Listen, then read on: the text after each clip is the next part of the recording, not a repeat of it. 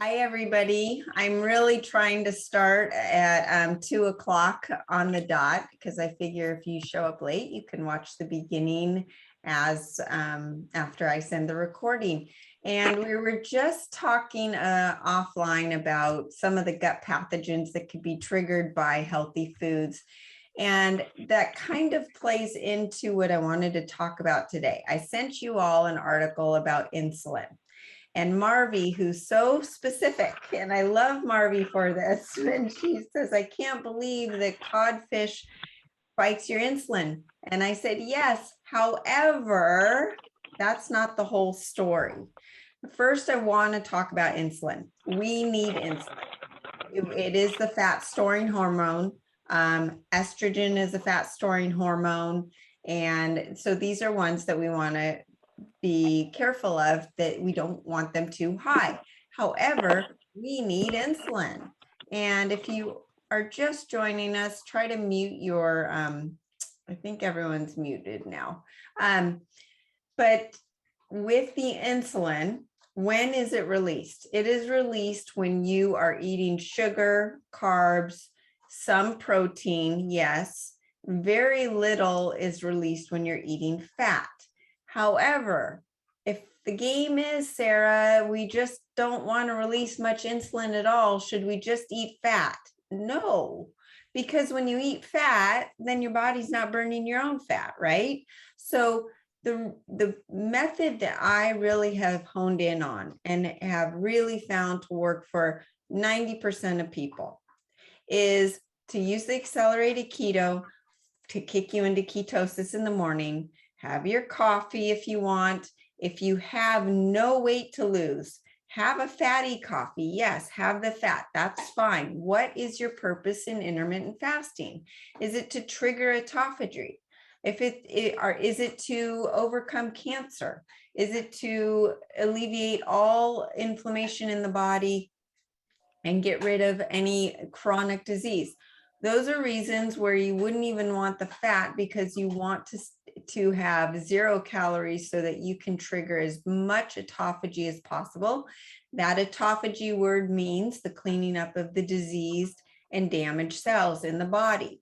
Now, if you're wanting to just have minor amounts of autophagy, want the intermittent fasting for good brain focus, good physical energy, good workouts, and you have no fat to lose on your body, have the fatty coffee. That's fine. You're not trying to lose weight, and you're not trying to kill your cancer in your body, and you're going to reduce inflammation still.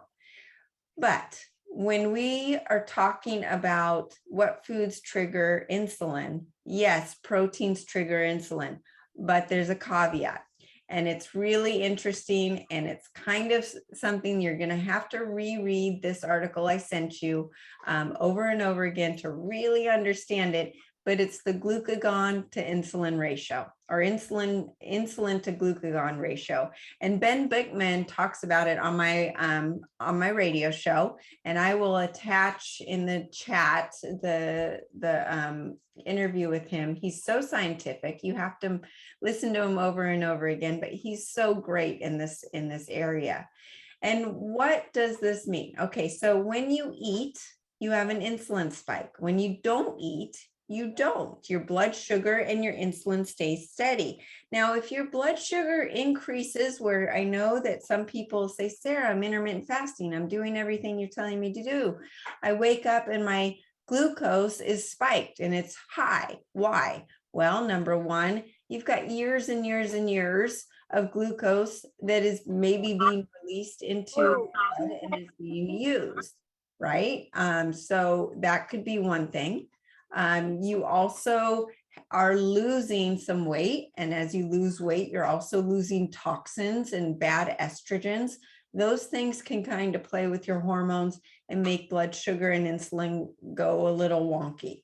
So in the first couple months, if you've got a lot of weight to lose and you've been on the standard American diet for years and years and years, just notice a trend, okay? Don't get so hyped up on my levels are still high, Sarah. It doesn't make sense. And there's some tricks that we can talk about in the end about what to do to make it even more under your control. And one is berberine HCl. Berberine is known to do a better job than metformin, and metformin has some side effects and berberine does not. I have a whole podcast with Sean Wells about berberine. Now, a funny story is my favorite meat man that delivers to me, Jim Pittinger, diabetic, on the verge of kidney disease, and obviously some other comorbidities that go along with it. He had lost about 23 pounds on my program, and then he plateaued. And he says, it's weird, Sarah, I just can't lose any more weight.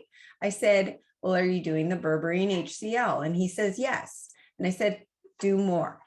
I said, double it with the amount that you're eating, but then also take it when you're fasting. The next time I see him, Sarah, I lost another 8 pounds. Just like that, just with the help of berberine, because his glucose, he is type 2 diabetic, his glucose came down with the berberine. It was at a level with the accelerated keto and some intermittent fasting and sticking to the diet we promote, but it wasn't enough for him because he has to lower it even more. So that's where the berberine HCl comes in. And I've been taking more of it. I really like the way it also is partitioning the glucose into my muscles for my workout. So even I don't have diabetes. I work out in the mornings. I intermittent fast. Is the berberine helping me during my workout? Yeah, it's because you want glucose in your muscles to build muscle. That glucose is good in the muscles. There is a place for glucose. There is a place for insulin. Okay, so what is the insulin to glucagon ratio? When you eat, you have that insulin spike, but this ratio tells a better story. The higher this ratio, the more the body is prone to storing fat. Glucagon is your fat burning hormone. Both of them are released from the pancreas. It's like a teeter-totter. When one is high, the other's low, usually. So glucagon is the fat burning hormone. It's made by the beta cells in the pancreas. And this is the hormone of catabolism, or fasting and burning. Catabolism is the breaking down, okay, letting go of the fat. And even, well, catabolism can mean a breakdown of muscle, but not necessarily for most people. That would be for someone that has been fasting for a really long time, starving, and then they're losing weight by breaking down that muscle in catabolism. But catabolism also means autophagy and the breaking up and cleaning up of the disease cells. The insulin is a fat storing hormone made by the alpha cells in the pancreas. And this is a hormone of anabolism, or feeding and storing. Anabolism is building. So you think, oh, building's great. Well, yes, building is great if in doses, it's helping you build muscle, but too much of it, you're building fat and gaining weight. Muscle tissue has no glucagon receptors. So glucagon cannot tell the muscles to do anything, okay? So this goes back to glucagon is not going to tell the muscles to break down the catabolism. Okay, on the contrary, muscle tissues do have insulin receptors, and insulin can tell the muscles to grow, which is what we want. So it does have a small positive effect on muscle growth. Fat, or adipose cells, have glucagon and insulin receptor sites. So both hormones can trigger lipogenesis, or fat storing, by the insulin, and lipolysis, or fat burning, by the glucagon. And in the liver, you'll see that when insulin is up, glucagon is down. So what are the benefits of a low insulin to glucagon ratio? Insulin sensitivity. So those that are type 2 diabetics or insulin resistance, this ratio is going to help improve those numbers and you become more insulin sensitive. And this is your body's ability to release insulin in small, healthy amounts when glucose or carbs are consumed. So for instance, Tara Garrison, I sent you that video to watch. She talks about keto being good, but not forever. So once you've stabilized your insulin sensitivity and blood glucose, having some carbs teaches your body in that dose response, oh, increase the insulin just a little bit, but then then it comes back down. When you're insulin resistant, you have to keep pumping out a whole bunch of insulin to bring that glucose down, and it works really hard. When you've improved your insulin sensitivity and you've had some carbs, just a little bit of insulin is going to bring the levels down in a very healthy way. I hope that makes sense. So this is what occurs when you're pre-diabetic or type 2 diabetic, is the insulin resistance. So another benefit of the low insulin to glucagon ratio is that autophagy and mitophagy.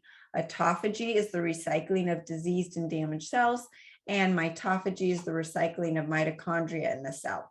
If insulin is shut off temporarily, the body has energy to clean up the damaged mitochondria and cells. And as soon as you eat and insulin is triggered, it says, okay, we're done. We have to actually now focus on digesting food. We're going to shut off the cleanup. And so then it shuts off the cleanup and it focuses on digestion. That's also why when you can get tired when you're eating, because all the blood's going to your digestive system and not in your extremities, your arms and your legs, and it's not doing all the things out and about in the rest of your body. So next is the lipolysis, and this is the mobilization and utilization of fat molecules for energy. So glucagon activates this mechanism, unlocking the ability to burn stored body fat for energy. And insulin shuts this off and activates the fat storing process, okay? So you also have brown adipose tissue activation. Now, what is brown fat is what they call it. It's funny because on the Genius app, there is, and I've got mine running right now, there is a library called Brown Fat Activation, and it talks about white fat, brown fat, mitochondrial activation, beige fat. Well, what this all means, and I have an article on the health blog that talks about the different types of fat. White fat is the fat you jiggle, the fat we all see, okay? Brown fat is brown because it's dense with mitochondria, and that mitochondria has increased ATP, and that fat is the kind of fat that burns energy and creates heat in the body. It's the kind of fat that babies are born with a ton of, and that's why babies don't really shiver, because they're covered with metabolically healthy brown fat. You can actually turn your white fat into brown fat. And obviously beige fat is the fat in between. So what glucagon does, brown adipose tissue activation. This is a process of turning white fat into the more metabolically fat burning brown fat. Brown fat gets its color from that dense amount of mitochondria. So a low insulin to glucagon ratio will encourage this to occur and to get rid of the white fat. And it also encourages your visceral fat, which is the dangerous hard fat around your organs, and fatty liver, to turn that kind of fat into brown fat as well. So this is where it gets tricky. How does the food you eat after fasting affect your fat burning? Okay, so say you intermittent fast. Sarah, does it matter what I break my fast with? Well, depends on your goals. When you break a fast with carbs or sugar, insulin's going to increase, completely halting any fat burning, stopping autophagy, and the conversion of white fat into brown fat. And glucagon will decrease. And as a result, the body is primed for fat storing. Okay, so anything that you take in, your body's going to want to turn it to fat. Now, you do have a certain amount of glycogen stores in the body where you can take in about 2,000 calories of carbs if you're completely depleted, and it will be stored in your liver and your muscles before it's turned into fat. But if you keep eating fat or carbohydrates on top of already having weight to lose, and you probably have your carbohydrate stores filled up, then those carbohydrates are going to be stored as fat. So this is why, though, that if you are an elite athlete and you're burning through your carbs and burning through them, that if you break a fast with carbohydrates, it's not going to really affect their insulin resistance, and they're not going to get fat all of a sudden. They're going to maybe get a muscle pump from eating the carbohydrates. Now, when you have break a fast with just fat, this is what my insulin blog was kind of promoting, is that, you know, break your fast with fat. Well, only glucagon will increase, leaving insulin almost at zero. This is great, right? Yes, but fat is not stimulating your metabolism to increase, and you are going to stay into a state of ketosis, continuing your fat burning. So that's great. There's no downside to it, but just remember, once you eat fat, your body's going to stop burning its own fat. It's going to look to that dietary fat. When you break an intermittent fast with protein, this is what's so tricky and great. Both insulin and glucagon increase. But the amazing part is that if the protein is ingested along with carbohydrates, so you have a protein and carbohydrate mixture, then insulin increases significantly. So that protein is actually going against you if you eat the protein with carbohydrates. And that will increase fat storing while the glucagon decreases. When protein is ingested alone after a fast, then glucagon almost doubles and insulin stays the same. Insulin does increase a little bit, but that glucagon increases by double, which is actually increasing your fat burning. So that's why I say, if you get hungry after intermittent fasting, break your fast with just pure protein. And this is where I love the carnivore crisps as a tool, or leftovers of whatever you had the night before, whether it was salmon or lamb or bison burger or whatever protein it is that you had the night before. Breaking your fast with that is actually going to increase your fat burning. It increases your metabolism. It also, protein is known that it takes 25% of the calories to process and digest the protein. So if you eat 100 calories of protein, your body's really only recognizing 75 calories to utilize. I hope that makes sense. Whereas fat, I think it's only like 5%, where only 5% of the fat is used for digestion. Carbohydrates, none. Sorry about the dog noise in the back. She's stuck with me and she wants out.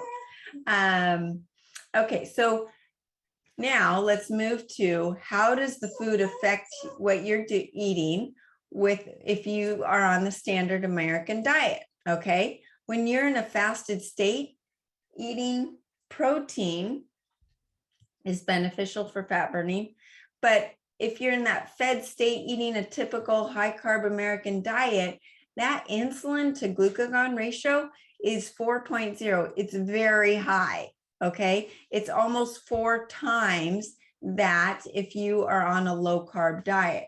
So the body is in an anabolic and fat storing state. So this is where protein is tricky. If you are on the standard American diet, you're right. Eating a prime rib is not beneficial for you because it's going to raise your insulin levels and not your glucagon. But if you're on a low carb diet, which hopefully all of you guys are, not even in a ketogenic state, but just on a low carb diet, then your insulin to glucagon ratio really stays the same. It's at a 1.3 or 1-to-3 ratio, where, remember, if you're on the standard American diet, it's at 4.0 versus 1.3. So what happens when you eat protein in each state? Low carb state, standard American diet state, and a fasted state. When you're in a low carb state, then the insulin to glucagon ratio stays the same, a 1.3. So there's no change. So Marvi, back to your question about, I can't believe codfish increases insulin. Yes, but it increases glucagon as well. So you are actually in the same state as you were when you were just in your low carb state already at 1-to-3. and that's going to be fine. And that's a positive.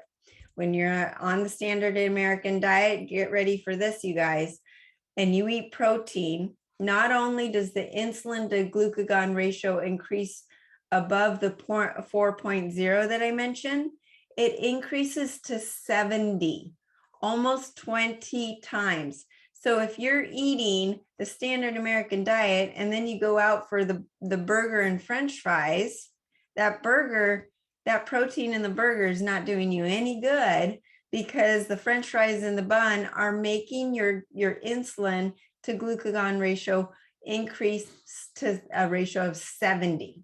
Okay, it's increasing that for fat storage in the body with a high carb standard American diet, and it will increase the fat burning with a ketogenic state or a fasted state. So the fat being in a fasted state, this is the key to increasing your fat burning.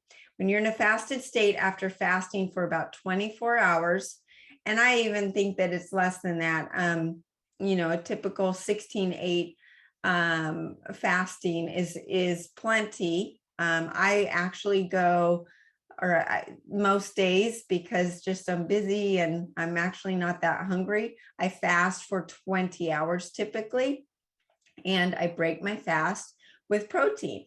And when you do that, your insulin to glucagon ratio is about 0.8.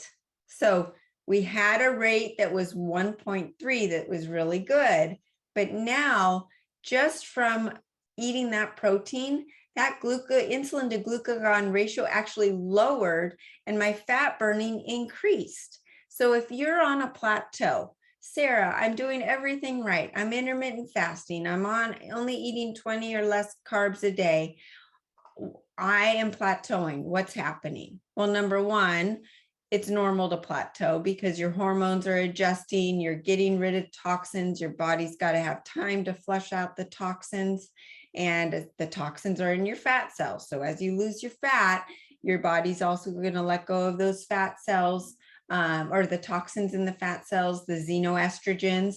Those xenoestrogens are going to wreak havoc a little bit on your hormonal balance between estrogen, testosterone, progesterone.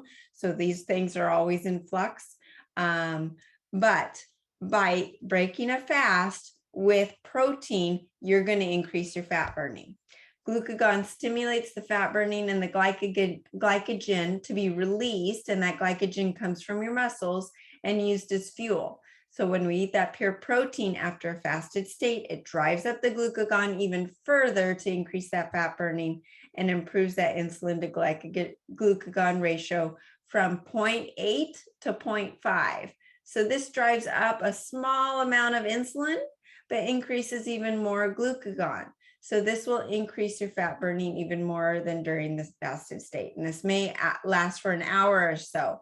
So to enhance that fat burning, so here I am, I broke my fast with a piece of protein. And then you know what helps even more is to go exercise. Not a hardcore exercise, go for a walk. You're mobilizing the fat, you're moving the fat from your liver, from your whole body, you're moving everything out so it can actually get burned. And you have that hour to play with, so you can do that. This is also something to remember. Anytime after you eat, just by going for a 10-minute walk, you're lowering your insulin significantly, and that will help with your fat burning.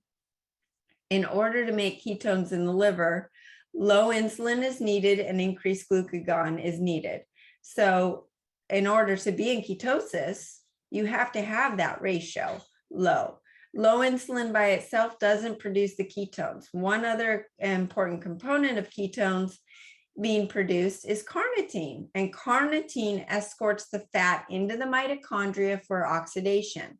Now, where do we find carnitine? We find it in animal protein, right? So it's really important to eat the animal protein unless you're taking a supplement for carnitine.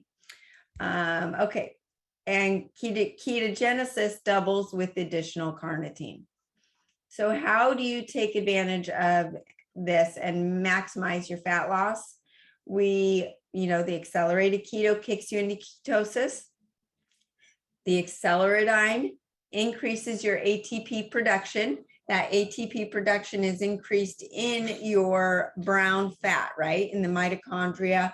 It's also stimulating more heat generated in the brown and the beige fat, and the white fat turning into the brown and the beige fat. So that Acceleradine increases ATP from a 2 to 36.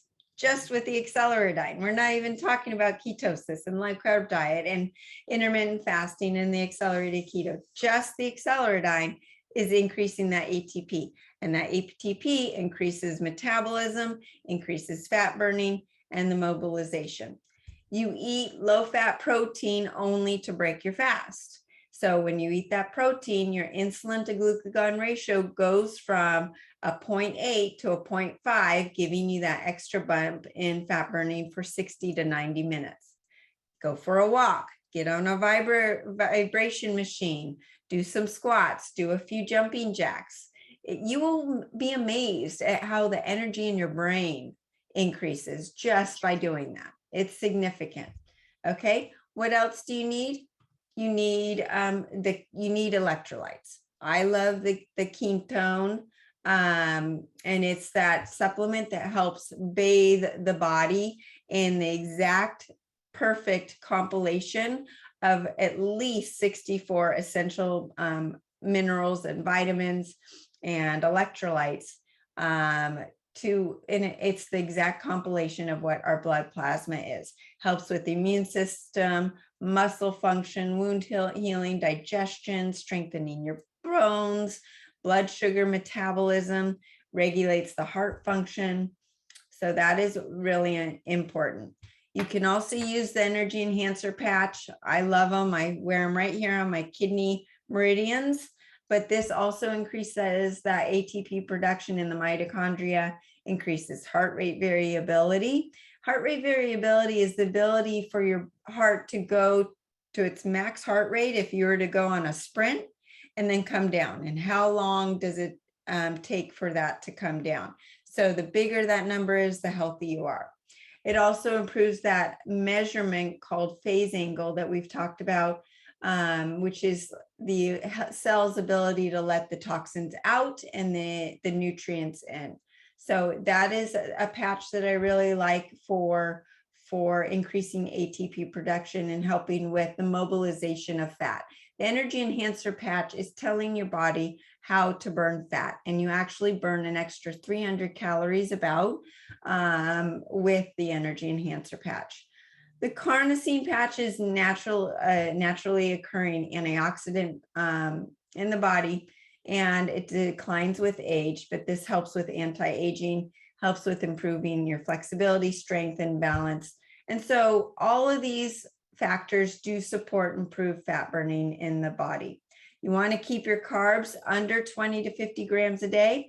I like to do my carbs at night with dinner or after dinner as my treat dessert. But this is also one other thing I want to mention is on that list of foods that I sent you about insulin. I talk about how, like, for instance, egg yolks have a less of an effect on your insulin versus egg whites. Well, for people like me who has a sensitivity to sulfur foods include egg yolks, onions, garlic, bok choy, broccoli, cauliflower, cabbage. That could actually trigger a higher insulin response and water retention and a backup in my detox pathways. So that insulin list doesn't tell the whole story. Egg whites are better for me than egg yolks. And those egg whites, if I were to have them after breaking a fast, that's going to increase my fat burning, right? So insulin by itself is not the whole story. Okay, so next, prioritize your protein. Focus on protein and it will give your body the essential amino acids for muscle growth, lowering the insulin to glucagon ratio and improving that fat burning, and suppresses your appetite. Protein has the amino acids that trigger the CCK in the gut, which is a hormone that tells your brain you're full. I made dinner last night and I think I had about 16 to 18 ounces of meat. And I literally was like, oh my gosh, I'm so full. And I actually felt my body heat up because protein generates heat in the body. That's why you might get the meat sweats. Well, that's turning on your metabolism and firing things up. So that's a good thing. But then if you gave me a piece of cake after I ate that 18 ounces of steak or whatever it was, I probably could have had the whole cake, because the cake doesn't have the amino acids in it that triggers the CCK hormone from the gut to the brain saying, I'm full. That hormone does not get triggered by chips and guacamole or snack food or popcorn, Joanna. So it doesn't, it is only triggered by protein and omega-3 fatty acids coming from fat. Next, you fill in with healthy fat. You are not on a high fat diet. Okay. This is when keto first came out. It was like, oh, I can eat as much fat as I want. Fat is healthy. Just give me a whole bunch of fat bombs and nuts and all of these things. Well, number one, nuts are inflammatory. They've got a high ratio of omega-6 to omega-3 fatty acids, and they're carbs and fat together. Nowhere in nature are there carbs and fat together except for nuts. Nuts are, if someone's on a plateau, I tell them get rid of the nuts and get rid of the dairy. Dairy is inflammatory and most people have a hard time digesting it. And if you don't, then that's great. And it works for some people, but some people it doesn't. And dairy has fat and carbs in it. So that's the other food. You want to fill in with the healthy fats, the saturated fats from your animal meat, the olive oil, coconut oil, avocado. Avocados are high in histamine. So if you have issues with histamines, that might be something that is causing bloat or plateau. Butter and ghee are great as well. You want to stay away from the canola oil and all of the vegetable oils. They are inflammatory and wreak havoc on your digestive system. So I recommend, if you are more interested in this topic, which is really an interesting, fun one to dive into and kind of play around with, is listen to Ben Beckman and also Ted Naiman. Both of them are highly, highly regarded, and they are on Accelerated Health Radio and TV. And also tomorrow on my radio show, super exciting, Dr. John Gray from Men Are From Mars, Women Are From Venus. I don't know anyone who hasn't heard of this man. He's been on my show 3 or 4, maybe it's been 4 times already. He is a light. I mean, not only is he such a guru with relationships, he knows all about ADHD and autism.